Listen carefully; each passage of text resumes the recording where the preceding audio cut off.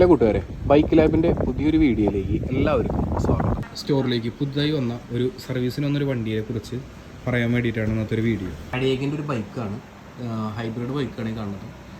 അദ്ദേഹം നല്ല രീതിയിൽ ഉപയോഗിച്ചിട്ടുണ്ട്. സർവീസ് പ്രോപ്പറായിട്ട് പലയിടത്തും കിട്ടാത്തതിൻ്റെ ഒരു ബുദ്ധിമുട്ട് പോലും അദ്ദേഹം ഞങ്ങളുടെ അടുത്ത് പറഞ്ഞിരുന്നു. തോന്നുമ്പോൾ തന്നെ ആദ്യം തന്നെ ഫൈൻഡ് ഔട്ട് ചെയ്ത കുറച്ച് ഭാഗങ്ങളാണ് ഈ കാണിച്ചുകൊണ്ടിരിക്കുന്നത്. ഇതിൻ്റെ ക്രാങ്ക് സെറ്റൊക്കെ നല്ല രീതിയിൽ ഉപയോഗിച്ചിട്ടുണ്ട്. ഒരു തരി പോലും വെള്ളം നമുക്ക് തട്ടാത്തൊരു രൂപത്തിൽ അതിൻ്റെ ചെയ്തിട്ടുള്ളത്. കണക്സ് ആദ്യം തന്നെ നോക്കുക, ഇതിൻ്റെ ഫ്രീ വീലും അതേപോലെ തന്നെ ചെയിനും കാര്യങ്ങളൊക്കെ ആയിരിക്കും.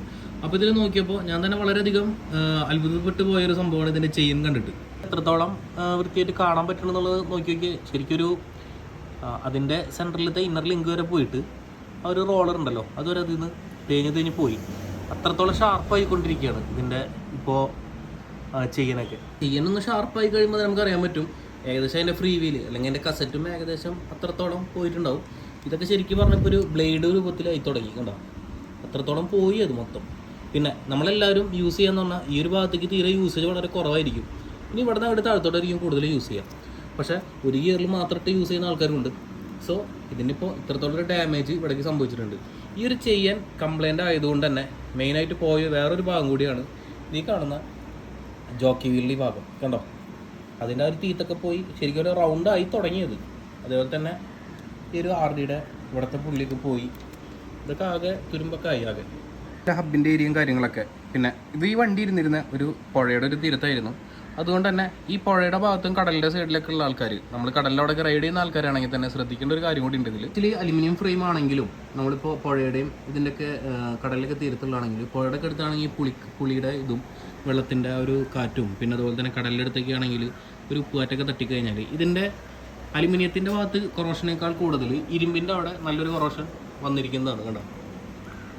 ഇതൊന്നും ശരിക്കും പറഞ്ഞാൽ നമുക്കൊന്ന് എല്ലാ ദിവസവും ഒന്ന് റൈഡ് കഴിഞ്ഞ് ക്ലീൻ ചെയ്താൽ പോലും നല്ല വൃത്തിയായിട്ട് കൊണ്ടുനടക്കുമായിരുന്നു. പക്ഷെ ഇപ്പോൾ അതൊക്കെ ആകെ സ്റ്റക്കായിട്ടിരിക്കുന്ന ഒരു കണ്ടീഷനിൽ നിൽക്കുന്നത്. ഇപ്പോൾ RDക്ക് ആണെങ്കിൽ ഏകദേശം ഒന്ന് പോയ ഒരു അവസ്ഥയിലും നിൽക്കുന്നുണ്ട്. പിന്നെ ഇതിൽ വേറൊരു കാര്യം കൂടി ഉണ്ട്. നമുക്ക് സർവീസിന് വരുമ്പോൾ നമ്മൾ എപ്പോഴും ശ്രദ്ധിക്കേണ്ടതാണ് കേബിളുകളെ കുറിച്ചിട്ട്. നമ്മളൊരിക്കലും ബ്രേക്കിൻ്റെ കേബിളൊന്നും വല്ലാതെ ചീത്തയാവാൻ വേണ്ടി നിൽക്കരുത്. ഇത് കണ്ടോ, ഇതൊക്കെ ശരിക്കും പറഞ്ഞാൽ പോയി അത് കേബിള് അതിൻ്റെ തുരുമ്പ് വന്ന് അതിൻ്റെ ഉള്ളിൽ തന്നെ റൗട്ടറൊക്കെ ആയിട്ട് കംപ്ലൈൻ്റ് ആയി വന്നു തുടങ്ങി. ഡാമേജസ് ഈ ഒരു ബൈക്കിന് വരുമ്പോൾ തന്നെ നമുക്ക് നല്ലൊരു കോസ്റ്റ് ഇതിൽ തന്നെ വരും.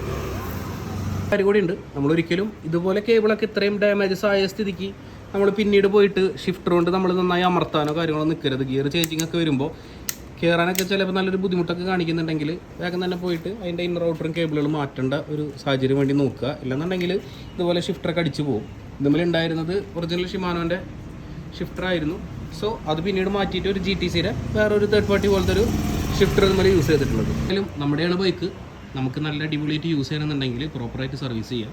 പ്രോപ്പറായിട്ട് സർവീസ് ചെയ്യുന്ന സ്ഥലങ്ങളിൽ കൊടുക്കുക. നമ്മളുടെ ഷോപ്പ് വരുന്ന ലൊക്കേഷൻ എന്ന് പറഞ്ഞു കഴിഞ്ഞാൽ തൃശ്ശൂർ ചേർക്കര, അതായത് തൃപ്രയാർ ഭാഗത്ത് ചേർക്കര എന്ന് പറഞ്ഞ സ്ഥലത്താണ് നമ്മുടെ ഷോപ്പ് വരുന്നത്. സോ നിങ്ങൾക്ക് എന്തെങ്കിലും സൈക്കിളുമായി ബന്ധപ്പെട്ട സംശയങ്ങളോ അതുപോലെ പ്രീമിയം ബൈക്കുകളുടെ സർവീസുകളോ എന്തെങ്കിലും ആവശ്യമുണ്ടെങ്കിൽ ഡയറക്റ്റ് നിങ്ങൾക്ക് കോൺടാക്റ്റ് ചെയ്യാം. ഓക്കെ, സീ യു, അടുത്ത വീഡിയോയിൽ കാണാം.